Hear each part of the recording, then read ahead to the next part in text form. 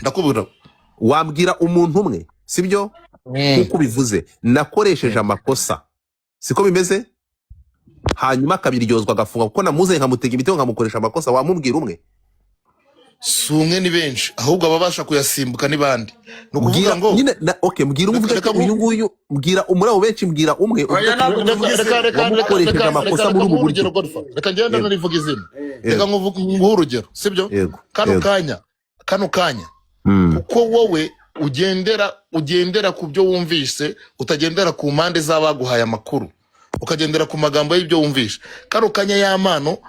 bitewe n'uburyo yisobanuye urumva ku giti cye n'ibyo wumvise bihabanye cyane n'amalive 10-17 wakoze urumva uvuga ngo uyu muntu nidusanga